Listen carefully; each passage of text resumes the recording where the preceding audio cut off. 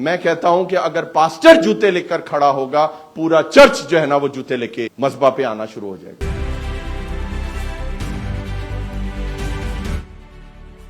آپ کو گچی چوچی پتہ نہیں کڑے کڑے برانڈ نظر آئیں گے پاسٹر کے پاؤں میں، لیکن وہ ساری چیزوں کی جگہ ہیکل کے باہر، بولیں ہیکل کے باہر۔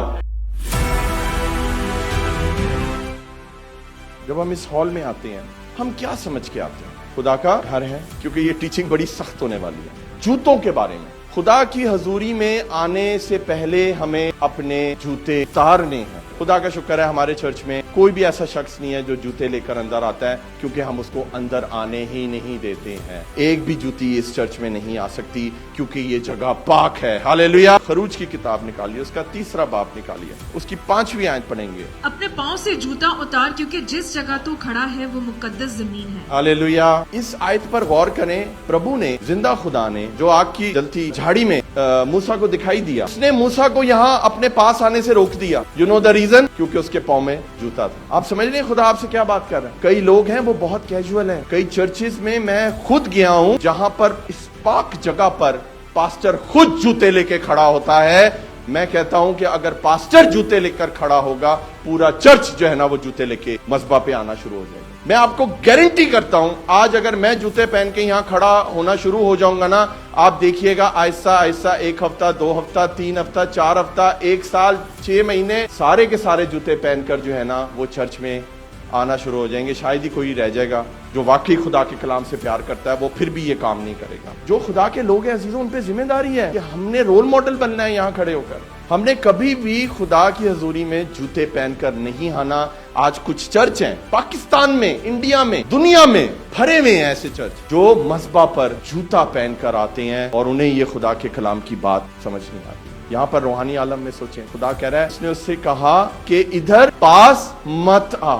آپ سمجھ رہے ہیں اگر خدا آپ کو یہ بول دے ادھر پاس مت آنا میرے، کیونکہ تیرے پاؤں میں جوتا ہے، اور جوتا گندا ہوتا ہے۔ ہم جوتا پہنتے کیوں ہیں مجھے بتائیں؟ پاؤں بچانے کے لیے، تاکہ ہمارے پاؤں گندے نہ ہو۔ گندا کیا ہو؟ جوتا۔ اور وہی گندا جوتا لے کر آپ سٹیج پر چڑھ جاتے ہیں۔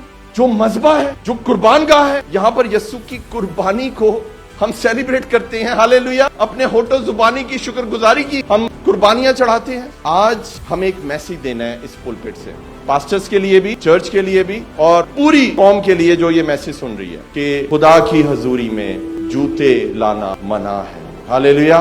ہم ایک پاسٹر جی کے گھر پر ہی گئے، انہوں نے ہماری دعوت کی۔ اچھا، وہ ان کا جو چرچ ہے اس چرچ میں جوتے لے کر اندر آیا جاتا ہے اور وہی جوتے لے کر پلپٹ کے اوپر چڑھا جاتا ہے۔ جب ہم ان کے گھر گئے تو انہوں نے ہمارے جوتے دروازے پر ہی اتروا دیے۔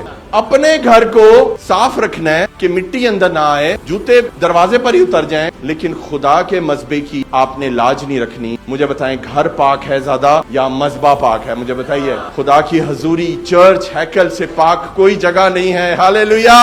ہمیں یہاں پر بیئر فٹ آنا ہے، ننگے پاؤں۔ مہنگے سے مہنگا میری طرف سے آپ جوتا پہنے، لیکن اس کی جگہ ہیکل کے باہر ہے، جوتوں کی جگہ ہیکل کے اندر نہیں ہے۔ آپ کو گچی چوچی پتہ نہیں کڑے کڑے برانڈ نظر آئیں گے پاسٹر کے پاؤں میں، لیکن وہ ساری چیزوں کی جگہ ہیکل کے باہر، بولیں ہیکل کے باہر۔ یہ ٹیچنگ آپ کو باقی چرچز میں نہیں ملے گی، لیکن جب خدا نے ہمیں ایک ذمہ داری دی ہے، خدا نے ہمیں چرواہا بنایا ہے، یسوع کی بھیڑیں یہاں پر بیٹھی ہوئی ہیں، تو پھر ہمارا فرض ہے کہ ہم اس پلپٹ کا صحیح استعمال کریں، ورنہ یہاں سے اتر